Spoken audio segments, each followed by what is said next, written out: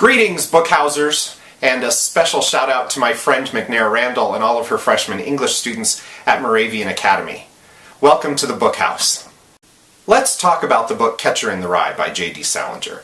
It was published in 1951, and Salinger was fairly young at the time the book came out, just in his early 30s. This book was published for adults because at the time, in the mid-20th century, publishers didn't publish stuff for teens. They published books for children and then books for adults, and that teen market hadn't really been specifically marketed to like it has been in the last few decades. But if this book came out today, the very same book, it would almost certainly be published as a young adult title, marketed specifically to teens. And that's because our narrator and main character is Holden Caulfield, a teenager himself. And we're told this story in his own first-person voice, using the colloquialisms and the everyday language of a teenager at that time in the early 50s, swearing, thinking about sex, and all. And at the time, that was pretty groundbreaking, to tell a story about a teenager from that teenager's point of view.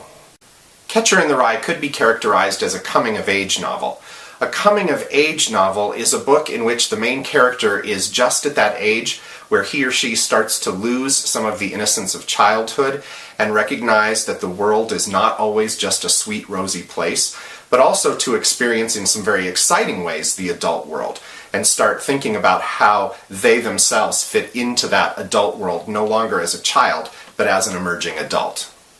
Catcher in the Rye came out to great reviews and literary acclaim, but at the same time a lot of people were quite shocked, and the book has been frequently challenged and banned in its own time and over the years, including even in recent times, for all of the swearing that's in it, and also some of the teenage misbehavior that Holden Caulfield gets up to, or even the impure teenage thoughts that Holden thinks and talks about in the book.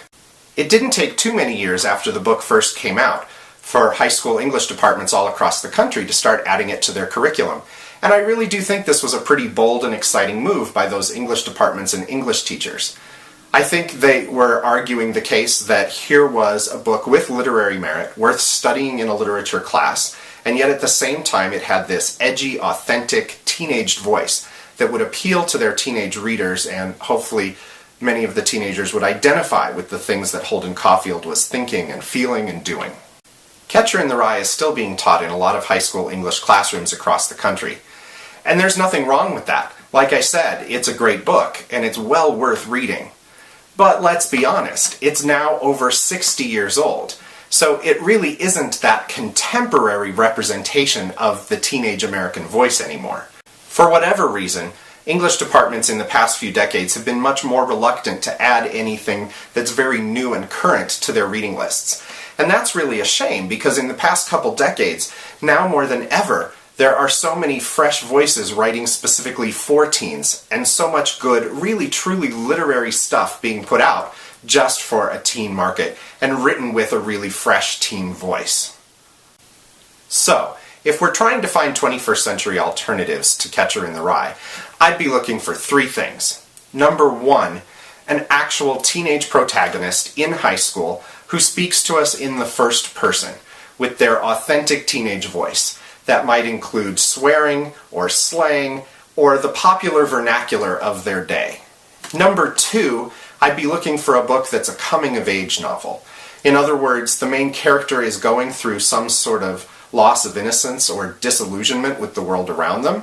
They're also taking on risks and challenges, and they're also very excited about entering into emerging and new adulthood. And finally, number three, we're looking for something with some genuine literary merit. Because if you're going to study it in English class, your English teacher wants it to have something meaty behind it, and you've got to please the department head and the board members and all those other people too. With all of the terrific fiction coming out for teens in recent times, it is no trouble at all to find plenty of books that fit these criteria. Today I'm going to talk about just four of them, four books that I think are all exemplary examples of 21st century alternatives to Catcher in the Rye. I couldn't decide what order to talk about them in, so I'm going to talk about them in length of title order from shortest to longest. Speak by Laurie Halse Anderson came out in 1999. It's the oldest of the 4 books I'm going to talk about, and I guess technically it doesn't quite qualify as a 21st century book, but it's still popular today, so I'm going to go ahead and count it. Speak is the story of Melinda, a girl who's just starting her high school experience, and this story takes place over the course of her freshman year. Something has happened over the summer that has made Melinda a complete outcast among her classmates, her former friends, and even people who never knew her all that well. Whatever that thing is that happened over the summer, it's also completely shut Melinda down, and she has stopped speaking completely to anyone. Thankfully for us as readers, her internal voice is still very lively and funny and angry and dramatic, and we get to hear all those thoughts through her first-person internal voice throughout this story. I suppose it's a little bit of a mystery, even though I wouldn't characterize it as a mystery story, because we're gradually trying to figure out what it was that happened last summer. Melinda's only refuge is her art class. She really likes her art teacher, and she's talented as an artist, and she enjoys art class. It's kind of her one little oasis in the day. Speak was a Prince honor book, and it also was a National Book Award finalist, so it meets all of our criteria for a 21st century alternative to Catcher in the Rye. Next up, with a 6-syllable title, we have Looking for Alaska by John Green. John Green was still in his 20s when this book was published. It was his first published novel, and it won the Prince Award right off the bat. Pretty impressive, and it really is a terrific book. This tells the story of Miles. His friends give him the nickname Pudge, and at the beginning of his junior year of high school, he moves from his Florida public high school to a boarding school in Alabama, where his father went. He's looking for a change of pace. He's searching for the great perhaps, those opportunities, risks, and challenges I was talking about earlier. He meets a girl named Alaska who lives down the hall from him, and she is funny and sexy and smart and complicated and pretty screwed up. And this is the story of their friendship and also several other friends he makes at boarding school. Looking for Alaska by John Green is absolutely a terrific book, and there's this review quoted on the back that says, "The spirit of Holden Caulfield lives on."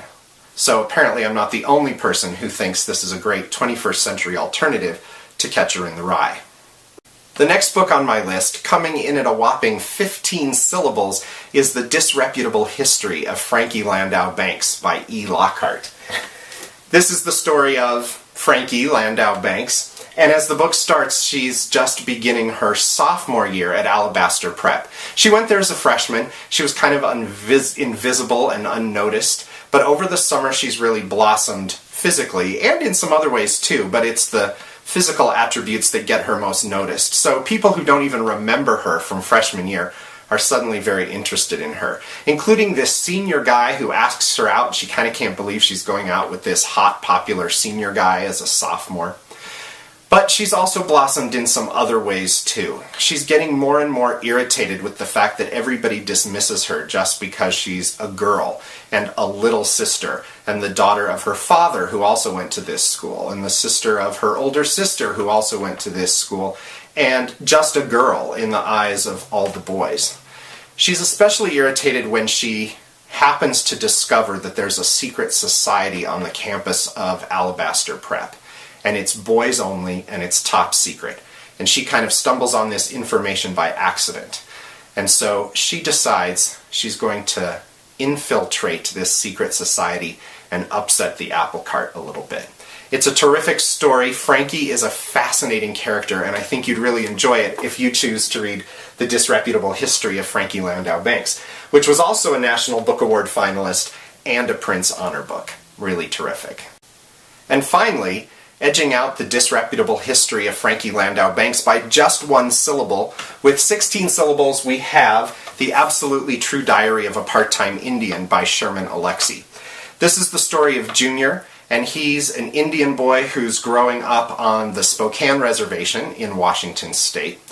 The school on the reservation is really not very good, and there's a teacher there who takes an interest in Junior and tells him, "You've got a lot going for you, and if you're going to get anywhere in life, you've got to go to the white kids' school off the reservation." The problem is Junior does not have much support in his life, and so how's he going to get there every day? Who's going to drive him back and forth? Who's going to help him with his homework, which is tougher than the homework he was getting at school on the reservation? It's a great story of him trying to fit in. He joins the basketball team. He meets a guy named Gordy, who he hits it off with pretty well right off the bat. And if you don't laugh out loud at the scene where Gordy takes Junior to the school library and tells him how he should feel when he looks at the awesome sight of all those books in the library, then you're just not human, or you have no sense of humor. Another cool thing about The Absolutely True Diary of a Part-Time Indian, which was a National Book Award winner, by the way, is that Junior is really into drawing, and he wants to be a cartoonist when he grows up.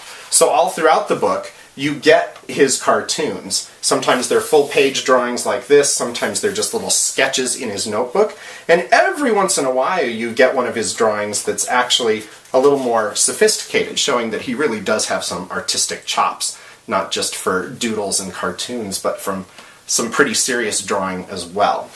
That's the Absolutely True Diary of a Part-Time Indian by Sherman Alexie, who is an Indian himself. He's Native American, and this book is loosely based on his own experiences growing up in the Pacific Northwest. So there you have it. 4 great 21st century alternatives to Catcher in the Rye by J.D. Salinger. We've got 2 guys and 2 girls, we've got 2 public school stories and 2 private school stories, and lots of other variations and alternatives here for every reading taste and personality. If you're reading Catcher in the Rye in your English class, and you'd rather read one of these stories, why don't you talk to your English teacher?